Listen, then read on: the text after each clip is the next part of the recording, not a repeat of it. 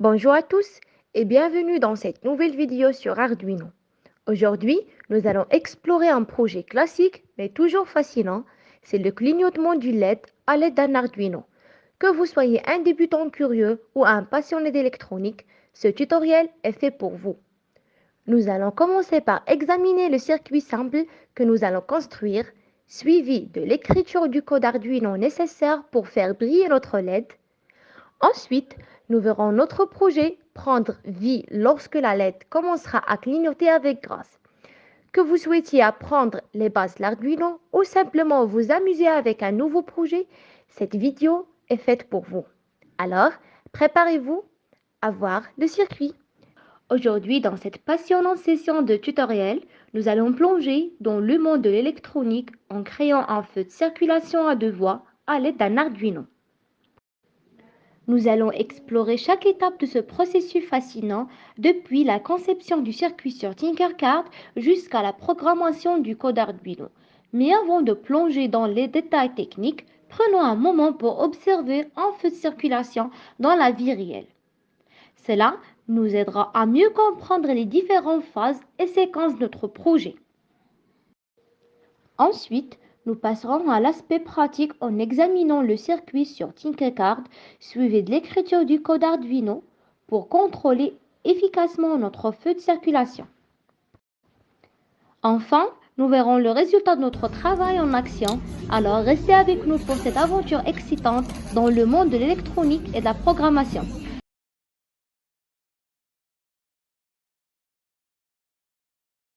Aujourd'hui, nous allons aborder un sujet très pratique, la création d'une minuterie d'escalier à l'aide d'un Arduino. Imaginez-vous rentrer chez vous tard le soir, vos bras chargés de courses et la lumière de l'escalier s'allume automatiquement pour vous accueillir. C'est exactement ce que nous allons réaliser ensemble. Alors, dans cette vidéo, nous allons d'abord jeter un coup d'œil au circuit que nous allons utiliser, puis nous plongerons dans l'écriture du code Aussi ont Arduino besoin d'une nécessaire LED, pour que des notre fils. minuterie fonctionne parfaitement. Maintenant, nous verrons notre projet en action dans le monde réel. Alors, si vous êtes prêt à illuminer votre quotidien avec un peu de technologie, restez avec nous.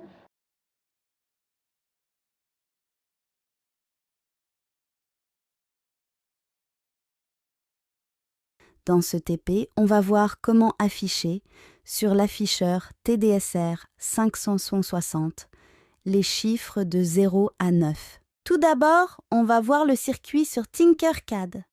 Et voilà le circuit. Pour réaliser le montage, on a besoin d'un code Arduino. Afficheur 7 segments, 8 résistances, des fils et une carte Arduino. Voilà le circuit après le montage.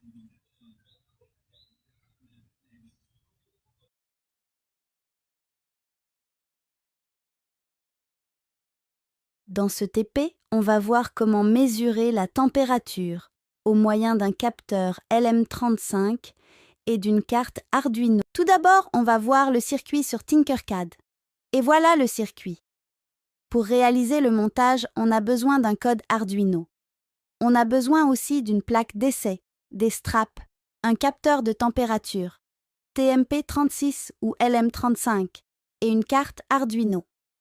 Voilà le circuit après le montage.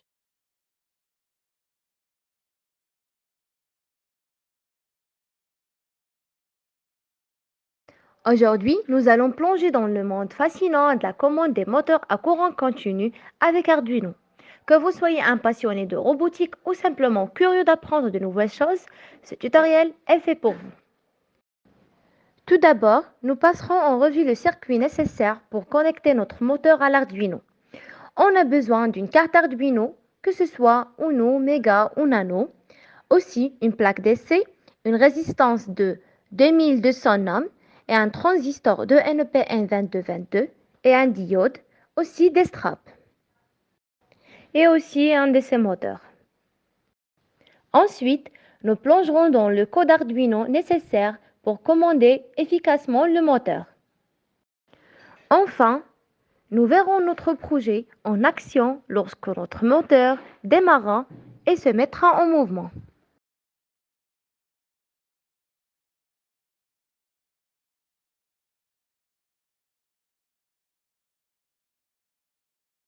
Dans ce TP, on va voir comment commander un servomoteur à l'aide d'une résistance variable et une carte Arduino.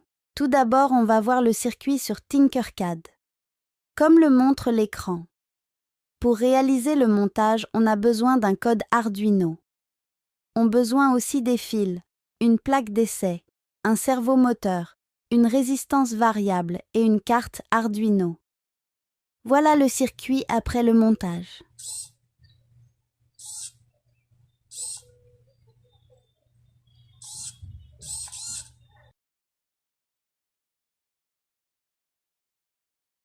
Merci pour votre attention.